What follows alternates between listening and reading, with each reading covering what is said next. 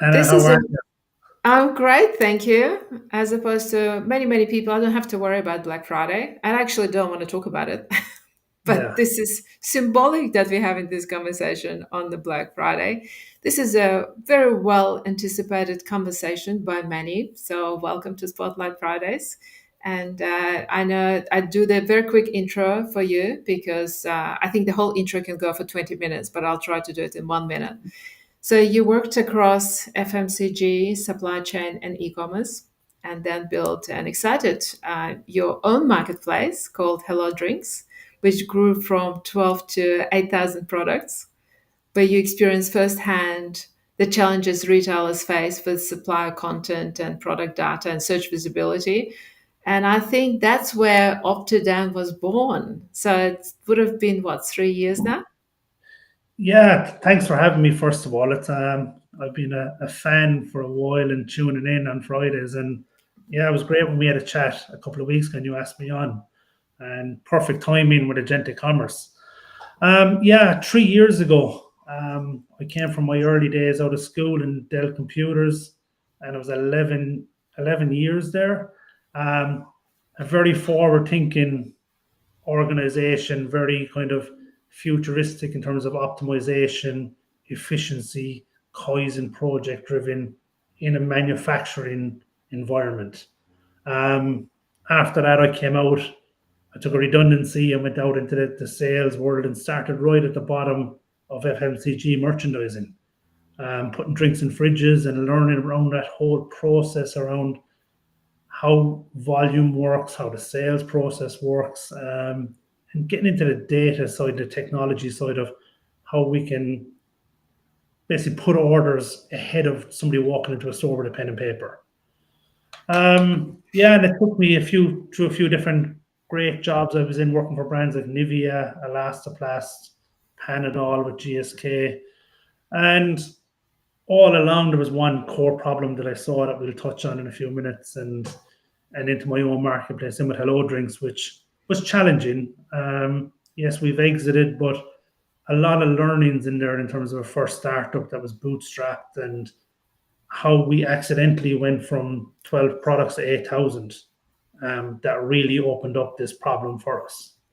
So, yeah. Well, it's been a journey, and I think the learnings is the most rewarding part of those journeys because none of us know everything. But if we can get the learnings while doing things, this is probably the best experiences we can gain and bring it with us into the future endeavors. So let's just talk a little bit about data. Well, I talk a lot about data, as you know. Most Yeah. retailers say that have data, but they have it, but very few have the clean, structured, and usable data. What are the biggest gaps you see inside businesses today? Yeah, content is a funny thing, right? And how we get it and how we can source it. Um, During COVID, we went to 8,000 products on the back of pubs and restaurants were shut down. Wholesalers had nowhere to sell their product, and we were able to tap into that space. But one thing wholesalers didn't have was relevant content for us to have as a business. Now, a description for them is a one liner, but from a search engine perspective and performance, Google are looking for 200 to 250 words that they're telling us back as far as 2011. It's got to be unique. It's got to be yours. It's got to be relevant to the search query that your shopper is looking for. And what I've always found in this space, and I was guilty of this because working for those brands, I was given the same content out to all the different retailers. That's mass duplicated right across, and we've done some studies around this that I'm copying it from the brand website and putting it into their portal, and now it's on their website. Search engines are picking that off that it's duplicated, it's copied, it's not yours. And from a brand seller perspective, they're not written for search engines. There's a little short paragraph of a blurb, but it's not written what people are looking for. And as we move into agentic commerce, even more so, they need more information that to match that to the intent of the shopper. So yeah, it's challenging. And when you get into, if you have 10, 20 products, not so big of a problem. But when you're talking into someone that has 1,000 products or 100,000 products, then it becomes a whole, how does the team generate that with that amount of volume? Yes, and it costs them a lot of money, right? This inconsistent data because they receive it, especially across the marketplaces. They receive it from the suppliers and vendors, but they're just factual, the fabric composition or whatever that might be. But it's up to the brands to uh, finesse it and put it into their brand language and understanding the customers enough to know what details they're going to look for and search for. And that's it, right? Sometimes like you can go into ChatGPT and it can make a guess on what the description should look like, but you've got to look at what are people are actually searching for in the performance in your Google backend or your AI search tools. What is it they're looking for? Because that's what's more relevant.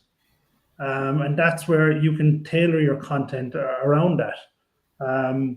Like I spoke to a retailer recently that have 2 to 3 thousand suppliers that they use supplier content, and that's 2 to 3 thousand different styles of writing and tone right across their website.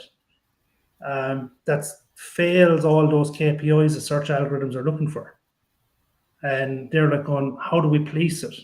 How can we get on top of this and reword it to talk to our customer and not theirs?"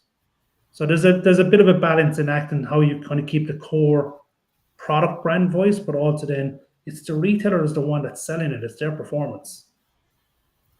So, what do you think changed in customer discovery with AI led search tools like ChatGPT, Perplexity, Google, what have you, Gemini? What do you think? What are the changes? Yeah, I think in terms of it's the opportunity, right? We've lived in a Google world for so long and a Google algorithm that kind of put restrictions on it. Now, this isn't something that's new, right? As I said, back to 2011, Google have been asking for this, and we've been able to do studies that where we've optimized websites, we can see the performance uplift on the back of it.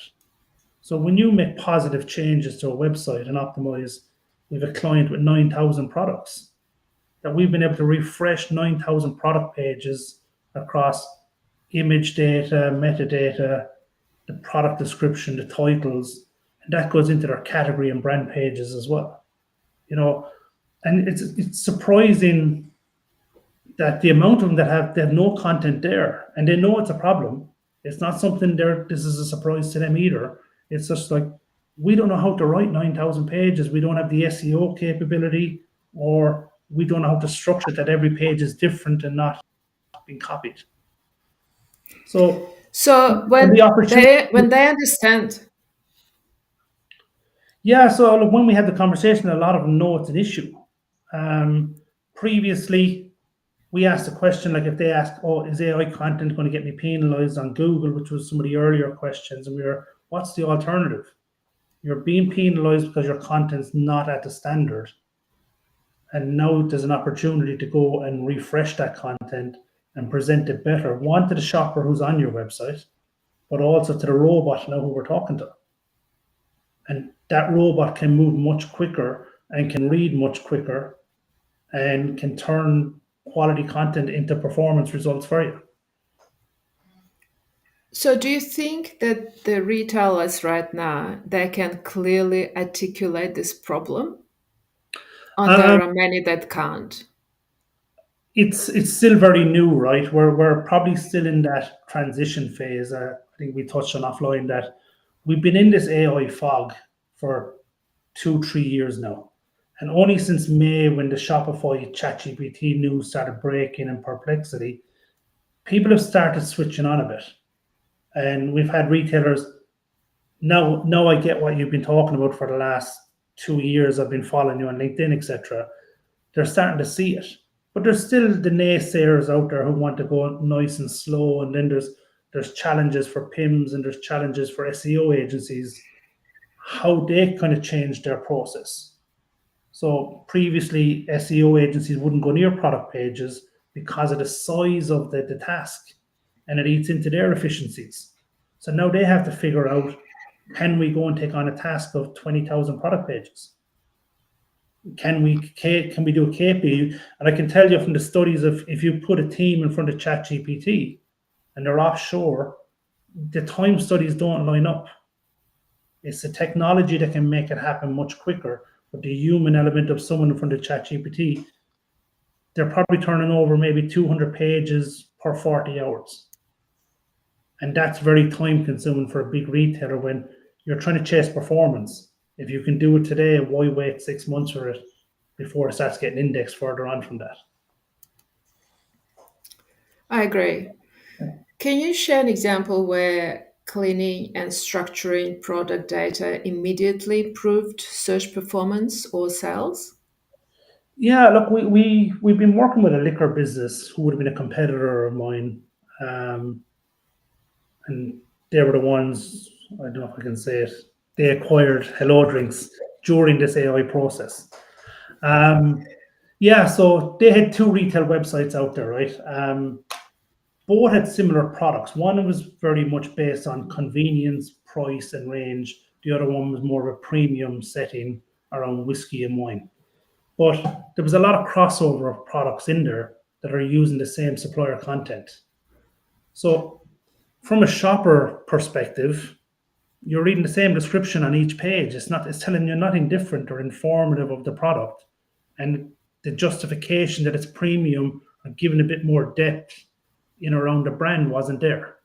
So we were able to set those two websites apart and give them their own unique content. Now, they would have seen an uplift in the first 6 weeks of a 14% conversion. So while there was a dip in early traffic while Google is re-indexing, they saw a big conversion lift of shoppers on page. Since then, during the winter months versus their peak summer last year, we've been able to 2.5 times their visibility on search engines. And now they're in their peak season. They're already hitting their peak December numbers early in November this year, so they're ahead of it again. So we're able, and the liquor industry is in a challenging space at the moment, so it's probably one of the main categories out there that's in decline, and that's across the market. So they're seeing good, positive results during a challenging period for their category. That's a brilliant example. When you can increase the conversion by 14%, you are in the winning lane for sure. So, for retailers that do know and acknowledge that their product data is messy, but don't know where to start, what's the first practical step they can take today? Yeah, look, it's for us. It's a discovery chat. It's us. There's an element of a little bit of consultancy in there in terms of we get to have a look at their website and do a free audit. We get to scan across. We're able to pinpoint where the gaps are, where the opportunity is. One of those liquor websites, they had 3,000 brand pages. 98% of them were blank. So there's product in there, but no content around it, and that's key to talk to an agent, to talk to a robot. So it's that stuff we'll go in and show them. Here's where the gaps of what you're missing, and here's the opportunity of where to optimize, whether it be 10,000 or 100,000 pages. And then it's trying to get through. There's other areas that we see then within that as well in their backend that can improve efficiencies. Sometimes it might be bringing in one of our partners to work with them. Sometimes it's images data sourcing, it's data enrichment. Sometimes they're missing gaps in their data that we can go and find that for them. Yeah, So you did a couple of audits for some of my clients, and I must say they've been incredibly helpful because it pinpoint immediately the gaps that the in-house team didn't know about it, didn't know how to fix it. So yeah, when we and talk about practical approach, you're a very good person to know. That's for sure. yeah, and sometimes it's not us. We're not trying to sell to them. We're trying to help them, and that's what we Of learned course. when we were retailers. And when you go deeper down into it, in terms of optimizing that, there's an operational efficiency part of it. Like, what are you currently doing? One retailer has 3 other staff writing their product descriptions, and we're trying to weigh up going, but how much time are they spending there versus You've hired them as sales staff, but they're writing product descriptions that aren't optimized. So it's not as if they're winning that side for you. They're doing a task that's worthless. Yes, well, unfortunately, there are other ones, as you and I know, because you did the audit for me, that don't even have product descriptions. Yeah. Ouch. And again, sometimes when they're using portals or PIMs, right, the PIMs can only work on the content that's given to them. And if there's blank content there from a supplier, there's nothing they can do. That's what gets pushed through. Correct. So it's for us, it's raising the quality right across, so we can turn that to performance. And that performance is first of all the top line, that we can grow your top line through traffic, through conversion, and visibility, but also how we can help optimize that your workflow. I think we touched on for a fashion retailer, they're there to sell fashion. But when they get into business, then they realize there's all these congestion within their workflows, and they need teams for managing images, for managing content, for onboarding sellers and stuff. And we clean up a lot of that for them, and where they can use redeploy that resource somewhere else in the business that there may be other bottlenecks or challenges. Yes, absolutely, because it impacts so many different areas, but ultimately it impacts customer experience. I did some work. I worked on one of the projects yesterday, and it took me into the rabbit hole where I started in one place and landed on their Facebook page and started reading the comments. And it turned out that the customers were asking for the details that normally should be included in the product descriptions. And I thought, why are they asking these questions? Can't they just read the PDP pages? Then I went into that retailer's website.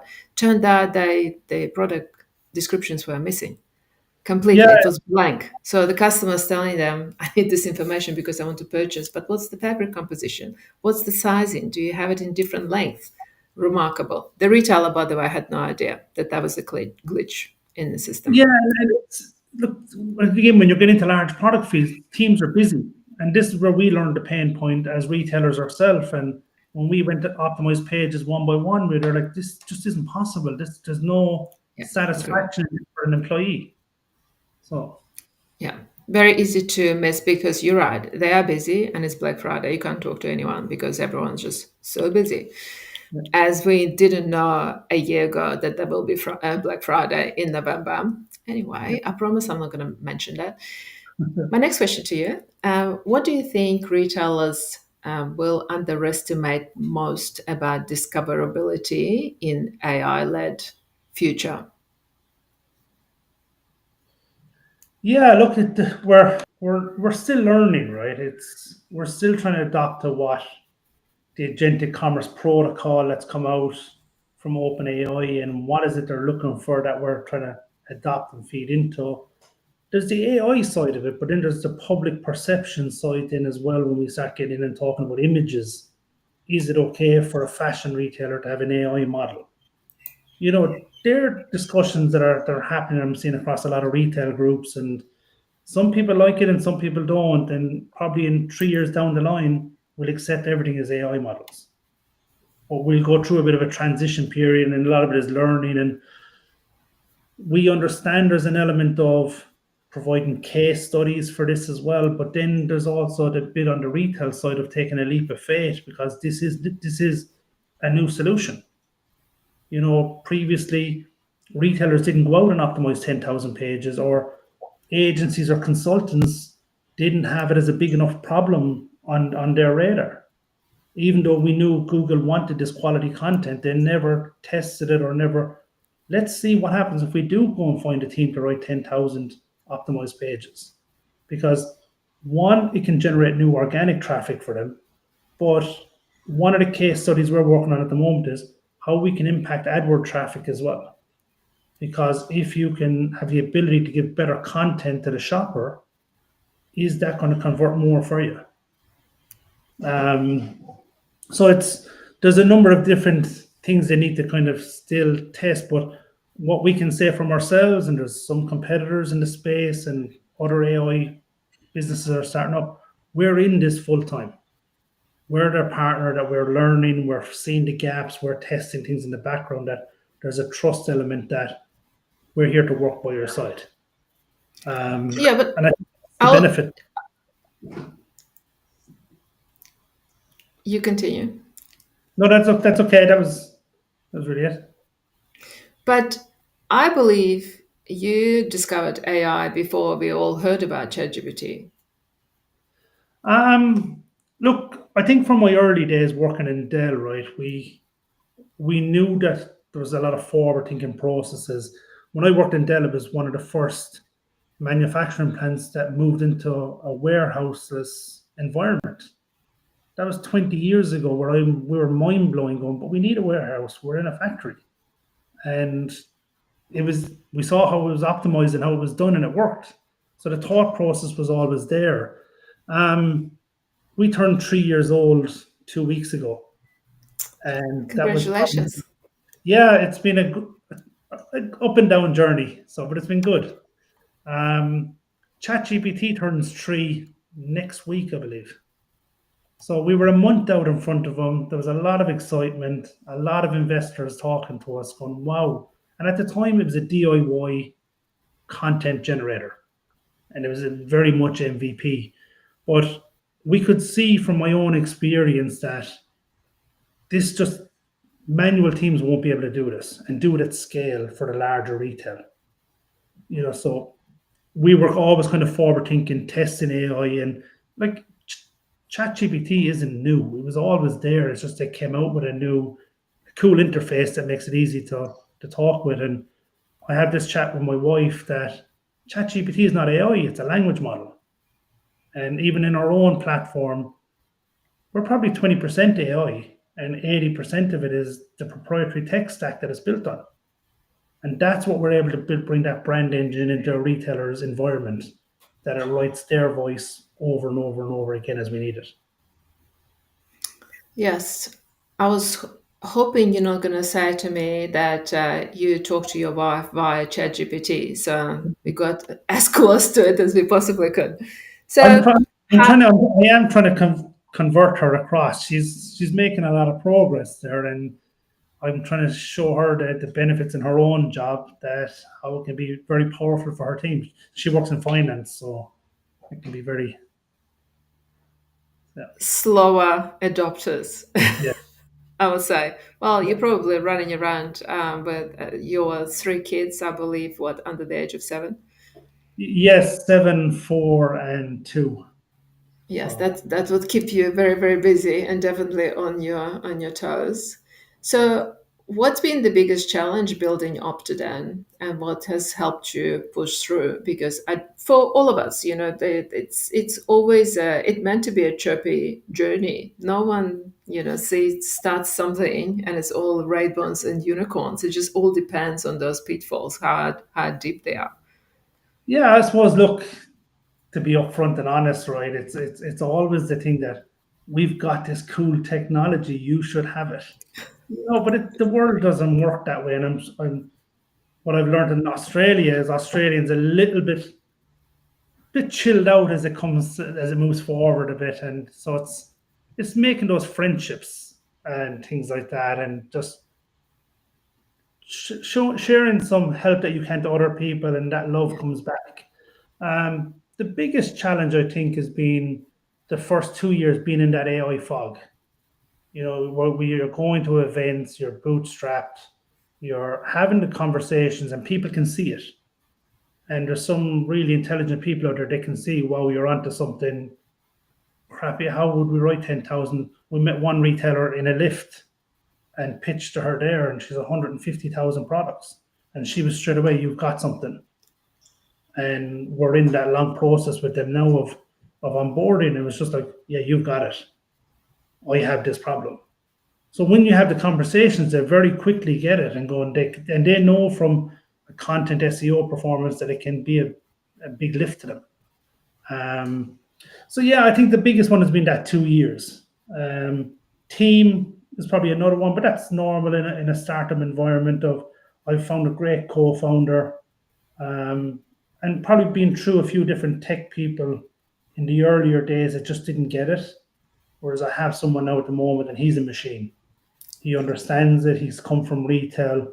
I don't have to be going back and forth going, this isn't right, you have to tweak it. He can just go and replicate anything we need, or he can build anything from scratch off an idea. And we're about to bring in a product manager as well that's very highly experienced and adds a lot to it as well. So we're excited where it's going. It's brilliant. And I saw you hiring someone on LinkedIn. Yeah, so we're looking to bring in two. One is a product manager, and the other person's in the sales. Salesperson's kind of doing some work with us ongoing. Product manager, we believe we're at that stage now where there's some of those pressure points are starting to steam a bit, and we just kind of need a little bit more someone to help us steer the ship. And especially when we're in talking to some of these retailers, like, you've got to show them that progress has been made and that experience is in our team, and we complement each other. We're not the same. We always double down on that startup kind of philosophy of find your weakness, and that's what you plug into. Well said. I just want to reflect on what you mentioned earlier about pitching to that woman in the lift. My first elevator pitch. Well done. Yeah. I'm just curious, who in the organization actually gets it first? What are the titles? Are they CIOs, are they COOs, the people that understand the pain points, they understand where they are, and they also need to have that intimate understanding if it could be fixed in-house or not. So who do you talk to? Who normally approaches you? Yeah, it can be anything from a CFO, CEO, CMO. Generally, it would sit in the CMO space because it leads to marketing performance. But even CMOs, it's how you deliver it to them as well, right? Because they've got to bring it back to the CFO and present it to them. So you've got to help them to sell it back. But it's generally, I think, because of where we are at the moment, there's so much AI probably is coming at them, and where are they going to channel their budgets? So that's, I think, the key piece, and that's where the senior management piece comes in. That you're trying to just have chats with them, guys. This is what's happening out there. This is what we see, and this is the opportunity. And then you're not selling to them. You're trying to help them, inform them a bit better. And then when they sit down and they're planning for 2026, they can see there's an opportunity over here for us to go after organic growth and convert more ad sales, etc., and get more sales from AOE search agents. But it's almost, that building the ability to build that business case where you can see the potential around conversion and increase in AOV and the number of transactions that ultimately will lead to that favorable commercial outcome. So budgets or no budgets, budgets is such a vague term. Yeah. It is. It's an investment, is what it is, because you're putting money in to get money out, and along the way, where there's operational savings as well, it can have a big impact. And we talk about, again, it's when we looked at it at the start, it's not a content generator. It's moving that top needle. That's the driver. That's what we're interested in. If we're optimizing content and it's not moving the needle, we're not doing something. And we're always kind of watching what's happening, and there's some noise out there. Do you put FAQs on every page or not? There are things that, yeah, short term they might win for you because robots are scanning the page. They're looking for information at the moment, and they're trying to poke Google's algorithm. They're trying to say, we'll take the information, we'll take blogs if you're putting them out there. Whereas Google historically doubled down and penalized some of that stuff or stopped rewarding it. Whereas AI is going the opposite way, and it's starting to it's reversing the algorithm, the Google penalty algorithm, a little bit. JP, I must say, in full transparency, I cannot remember last time I used Google to discover any product. I just can't remember. I only use AI for shopping. There's some cool studies that have kind of come out recently, right? And ChatGPT is seeing a lot of high penetration of shoppers looking for that early discovery, but the conversion is still happening a lot of the time over on Google as well. And I think that's just a timing thing, that ChatGPT hasn't switched on their checkout yet and rolled it out, or they're not giving you the answer, or there's the product, now you can go and buy it. That's You very know, and true. that's what we're seeing with the assistant this week. So I think once we see that assistant open up a bit more, you're going to see more of that adoption go from Google to the AI. I don't think it's that Um, far away. They already launched the shopping assistant on Open AI this week. But it's true. I actually don't always click on those links. I do yeah, potentially, yes, but I do all the discoverability and comparison and what have you on. I had a little play around with it, and it's you're starting to query, like, is the competition tightening for retailers because it's only showing so many results and narrowing them down. Whereas in Google, there's the element of choice for a shopper, and they can click on any link they want. Whereas now ChatGPT is starting to narrow it down and go, there's your four results. So there's that happening, but then there's the protocol piece, that if your content is structured and it's clean and it's unique and optimized, you have a better chance of that performance piece of fitting into those answers. Here's the answer. If you want your product to be optimized for shopping and have very happy customers as a result, reach out to JP from Optidan. So I did the ad for you. Yeah, thanks. There are no ads, but I've really enjoyed our conversation. We've started working together on a couple of projects, and it's very exciting to see what you do and how you contribute to the industry right now with something that is very topical for everyone, regardless if they're jumping on or not. It's just a matter of time. But thank you for this conversation. It's been very insightful and very helpful. And I hope for everyone who joined us live, and if not, they will watch the recording. But I will watch this with a lot of interest, JP, just to see how many businesses you will acquire to work with in the next couple of months, because this is a very, very hot topic. No, look, thanks very much for having me on. And I said, look, at this stage, we're just looking to have chats with people and see where we can help and where we can point them in the right direction, or show how badly their content might just be. And Yes. they may not be aware of that. Yes. Very well said. So book a discovery call with JP. Thank you so much, everyone. Happy Friday. Happy Black Friday. Enjoy shopping or not. And have a great weekend. Thanks, everyone.